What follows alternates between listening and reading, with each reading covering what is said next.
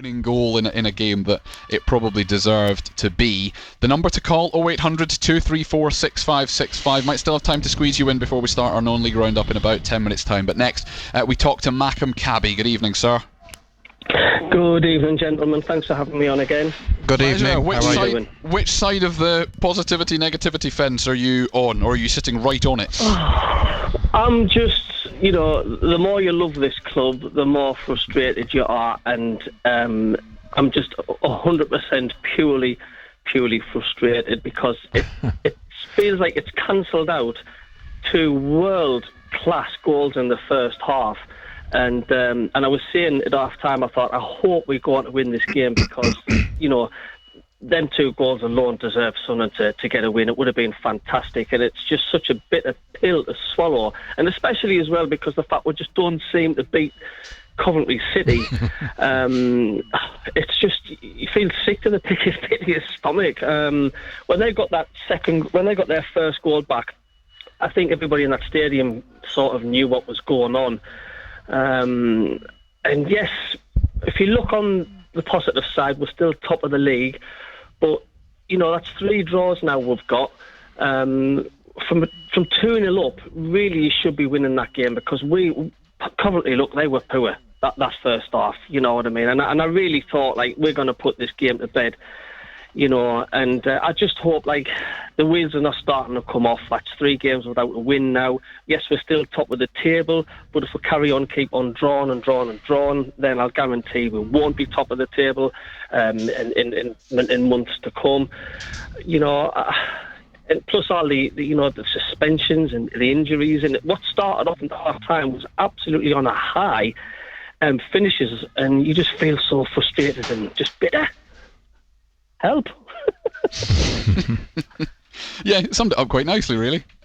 Even though it's not a nice thing to be summing up such a frustrating draw, but it is. It feels. Does it feel like a defeat, or is that over-egging the pudding? It feels. Yeah, it feels like a massive defeat. Just because the fact we drew the last 2 games 0-0. And we want the winning way back. And like I say, 2-0 up, especially with Serkin's second half cracker, and the arch rivals of Coventry, we desperately want to beat Coventry. And of course, if we were 2-0 down and we brought it back to 2-2, get in, we'd feel like a win. But it's just the way it's happened, the teasing you of you're 2-0 up, yeah, this is class, this is brilliant. And then to finish 2-2, it's just your body can't cope sometimes with the difference of emotions. Am I the only one feeling that?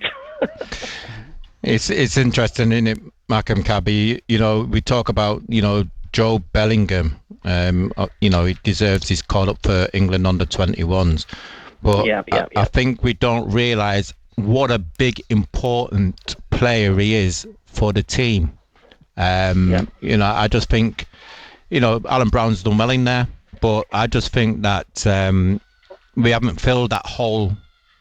We've missed him in the middle of the park, believe it or not. We have missed him, and the reason being is that they've got this sort of partnership in there. They've got this relationship in there with Neil and Chris Rigg, and he's a player who he's been playing a little bit deeper this season, and he's been able to break things up, and I think we've missed that.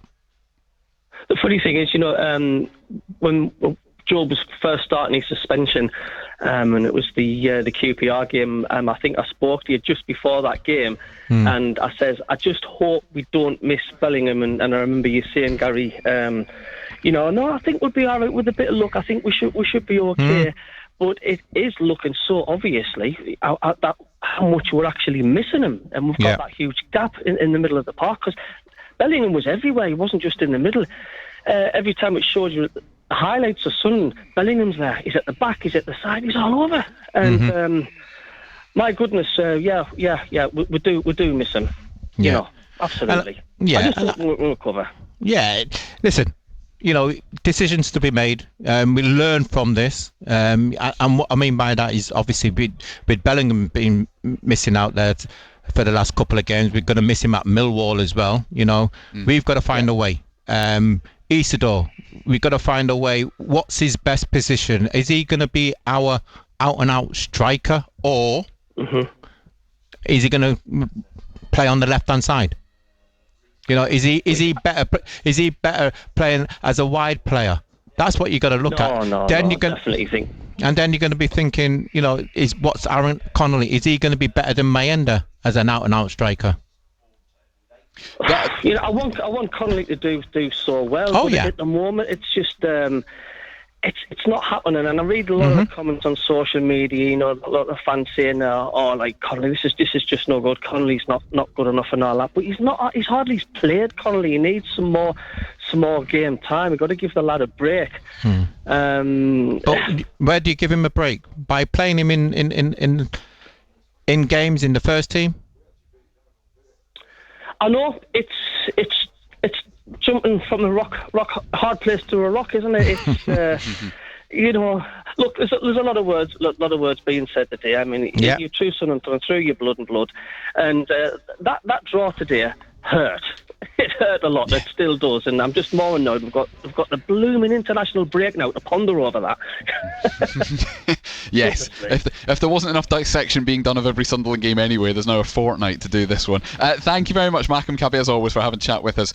Really, really appreciate it. I'm going to come back to some of your messages in just a minute, but before we do that, let's hear from Sunderland's head coach, because Régis Lebris. Yeah. You can see where he's coming from. Yeah. Again, we've put ourselves, and we keep saying this week in, week out, we've put ourselves in a fantastic position where, unfortunately, we're going to get shot at every single week. Yeah. You know, teams want to beat us. Teams want to score. Teams want to, obviously, knock us off our pedestal. You know, our supporters want us to win every single game. We're not going to win every single game. We're going to have our ups and downs. What we're looking at is how we respond. Exactly. Ryan, who is a Sunderland fan, this is the last message we're going to read out before we move on to non-league football. Very frustrated not to win when we're 2-0 up, but I'm not going to kick off and say we're a bad team and not good enough, etc. Ryan says, we didn't lose. We're 8 matches unbeaten. Who'd have thought we'd be top with 31 points by this time in November? But by the way, I knew that Coventry were going to equalise because they're a good team, and it just sort of felt like that. So that, I think, is the way to end it. Gary Bennett, thank you very much. Thanks, indeed. Colin. As always, Benno will be back on Total Sport on Friday evening without a weekend match to preview next Saturday, but plenty to talk about, including who on earth Sunderland play in their